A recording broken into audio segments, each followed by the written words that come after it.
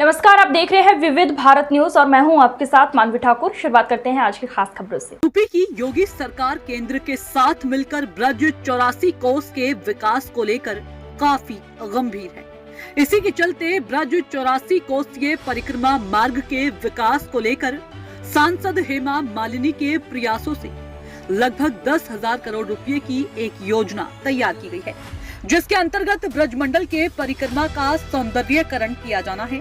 इसके लिए उत्तर प्रदेश ब्रज तीर्थ विकास परिषद ने ब्रज के संत महात्मा, तीर्थ पुरोहित और पंडा समाज आदि के साथ गहन मंथन कर एक डीपीआर तैयार की। उसी आधार पर बजट पास किया गया, लेकिन अब माट के विधायक राजेश चौधरी ने इस डीपीआर को गलत बताते हुए अपने अपने विधानसभा क्षेत्र में अन्यत्र स्थान को परिक्रमा मार्ग बताते हुए डीपीआर को बदलने के लिए सीएम योगी आदित्यनाथ से मुलाकात भी की और फिर राजेश चौधरी ने मीडिया में एक स्टेटमेंट जारी करते हुए कहा कि वर्तमान डीपीआर पंडों और तीर्थ पुरोहितों ने निजी स्वार्थ के लिए तैयार करा दी थी, जो कि ब्रज क्षेत्र के वास्तविक नक्शे में नहीं है।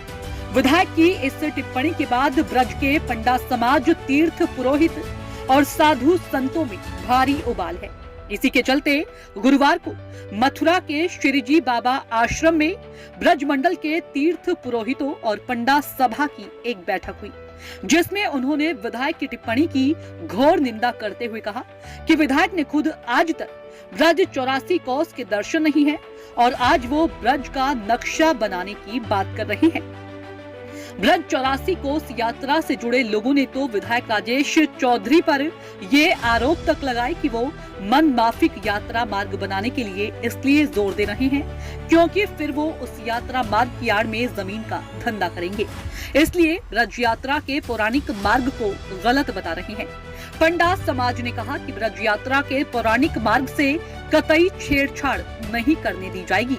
ब्रज की अंतर्वेदी परिक्रमा की डीपीआर तैयार हुई है, उसी के अनुरूप विकास कार्य होना चाहिए और यदि डीपीआर से छेड़छाड़ की गई तो तीर्थ पुरोहित विश्वव्यापी आंदोलन छेड़ने को बाध्य होंगे, जिसका सरकार को खामियाजा भुगतना पड़ेगा। इसी मुद्दे को लेकर 5 फरवरी को मथुरा में ही ब्रज 84 कोस के पंडा समाज की एक विशाल बैठक का आयोजन भी किया गया है।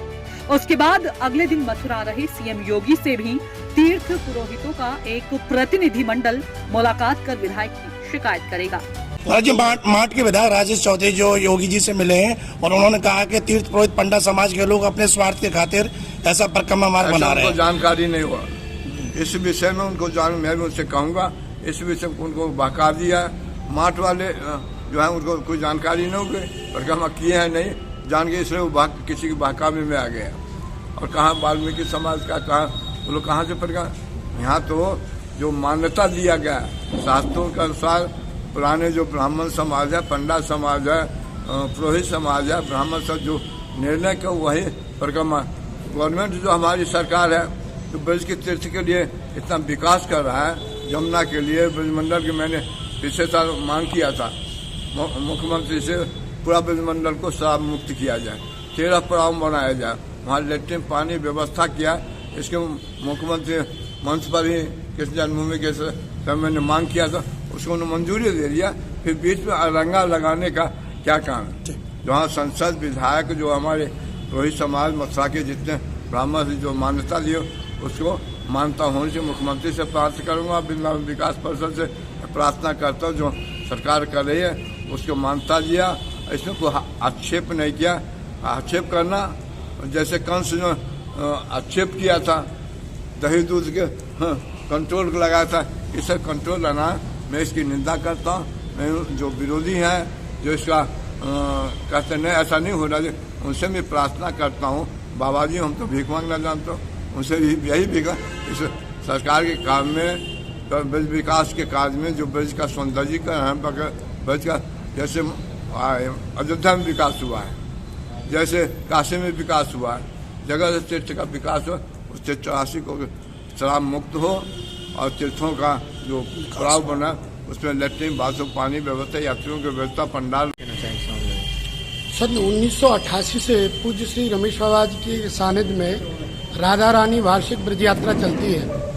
उसमें शुरू में 20 यात्राएं हैं ब्रज के वन और उपवनों की हुई है, जिसका पुराणों में लेख मिलता है। चाहे बल्लभाचार्य जी हो, चाहे उनके सुपुत्र विठल गोसाई जी हो, और चाहे चेतन महाप्रभु हो, और चाहे वो नागाजी महाराज हो जिनकी जटा कदम खंडी में उड़ती थी, वो सब इन वनों की यात्रा करते रहे और ये इनका प्रमाण हर जगह मिलता है। आज भी अधिक संख्या में, जैसे कि अभी हमारे उमाकांत जी बड़े भाई ने कहा था, कोरोना काल में भी इन्हीं यात्राओं का प्रचलन चला था, बाहर की यात्राएं बिल्कुल बंद थी। और अंतर्वेदी और बाहरवेदी 2 परिक्रमा है। अंतर्वेदी परिक्रमा सबसे ज्यादा चलती है, इसको वल्लभ कुल में सबसे ज्यादा यात्राएं लीली यात्रा के नाम से जानी जाती है, यानी कि लीला स्थलों के दर्शन कराना। दूसरा, बल्लभाचार्य जी की 84 बैठकों में से सबसे ज्यादा अधिक बैठकें वो ब्रज में है, 22 या 23। उन बैठकों का दर्शन भी अंदर वाली परिक्रमा में मिलता है। नारायण भट्ट जी जिन्होंने ब्रज का बहुत बड़ा एक ग्रंथ लिखा, प्रमाणिक ग्रंथ है, जिसको माध्यम से हम लोग कोर्ट कचहरी में भी बहस करते हैं। ब्रज भक्ति विलास, उनके जो रचयिता हैं, उनकी समाधि भी ऊंचे गांव में है। उन्होंने भी 600 गांवों का वर्णन जो दिया है या वनों का दिया है, वो अंतर्वेदी परिक्रमा का ही दिया है। बाहरवेदी परिक्रमा का कोई विरोध नहीं है। लेकिन माट के विधायक राजेश चौधरी और देवेंद्र शर्मा जी इस अंतर्वेदी का विरोध कर रहे हैं, ये तो स्वार्थ के लिए है। असलियत में वो उन्होंने मिला नहीं, कोई स्थानीय व्यक्तियों ने उन पर दबाव दिया होगा। और वैसे थोड़ा सा हमें शक भी है, जिस दिन ब्रज तीर्थ विकास में मीटिंग हो रही थी तो वहाँ कुछ गणमान्य लोग बात कर रहे थे, अरे ये तो बहुत बढ़िया काम है, इसमें ये देख लो कहाँ कहाँ जगह खरीदनी है। तो हो सकता है भीतर वाले में कुछ लोग सामर्थ्यवान हैं और ये लोग अपने निजी स्वार्थ के वश इसमें ब्रज का भगवान कृष्ण का पूरा ब्रज स्वरूप है, और इस भगवान कृष्ण के स्वरूप को सजाने के लिए एक श्रृंगार की व्यवस्था की गई है भारत सरकार की तरफ से। उसमें किसी तरह की कोई छेड़छाड़ नहीं करी जाए। जो DPRO बनाए हैं 3 साल में बनाए, सबकी सहमति से बनाए, उससे परिक्रमा के साथ साथ वहाँ की लीला स्थलियों का भी विकास होगा।